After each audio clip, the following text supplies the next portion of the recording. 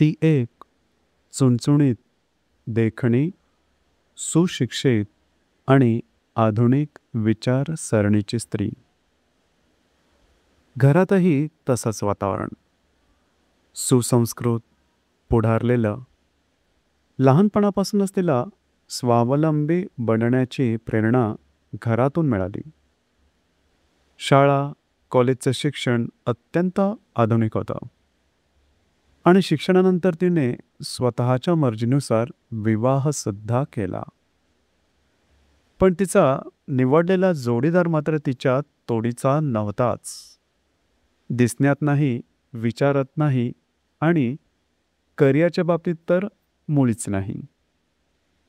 तिने प्रेम केलं आणि प्रेम आंधळं असतं, हेच खरं. सुरुवातीला तिने संसारात रमण्याचा प्रयत्न केला. पण नवरा काहीच करत नव्हता. नोकरी नाही, उद्दिष्ट नाही आणि त्यात त्याला मद्यपानाचं व्यसन लागलं. तिने खूप प्रयत्न केले. वेगवेगळ्या ठिकाणी त्याला नोकरी मिळवून दिल्या, पण तो सतत टाळाटाळ करत राहिला. दिवस, महिने, वर्ष होऊन गेले. तिच्या मनात एक आतल्या आत तगमग होती. इतकी सुंदर, आकर्षक, बोलकी, विचारांनी समृद्ध स्त्री जी कोणालाही सहज भुरळ पाडेल. पण तिचं आयुष्य पिंजरात अडकलेल्या पक्ष्यासारखं झालं होतं.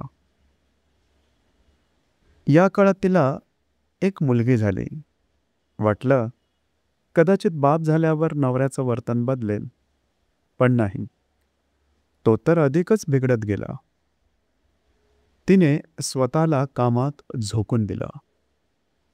ऑफिसमध्ये तिच्या बोलण्या चालण्यात, वावरात एक नैसर्गिक आकर्षण होतं. काही पुरुष जवळ यायला लागले, काहींशी संबंधही आले. पण जे हवं होतं ते तिला कुठेच मिळालं नाही.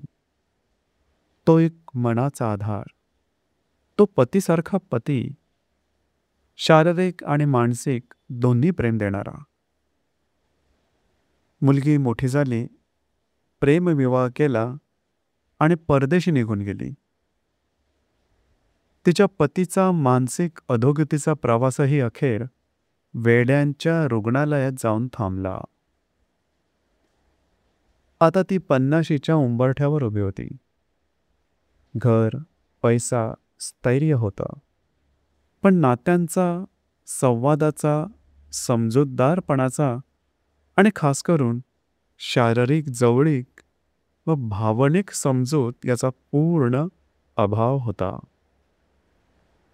रात्र तिची वैरी झाली होती. कितीतरी रात्री ती पांघरुणात निजली असली तरी मन जागं राहायचं. शरीराची भूक, जी या वयात सुद्धा कमी होत नव्हती, ती अधिकच तीव्र होऊन येई. एक वयस्क स्त्री म्हणून कुणाला सांगणार की आपल्याला स्पर्श हवा आहे? कुणाला सांगणार की आपल्याला ऐकून घेणारा माणूस हवा आहे? ती देवधर्मात, व्रत उपवासात स्वतःला गुंतवत होती. परंतु शरीर म्हणजे यंत्र नव्हे. त्यालाही संवादाची, प्रेमाची, जवळीकतेची गरज असते. तिला वाटू लागलं, माझं काही चुकतंय का? की चुकीच्या विचारांत गुंतले आहे का? ती पोखरत चालली होती.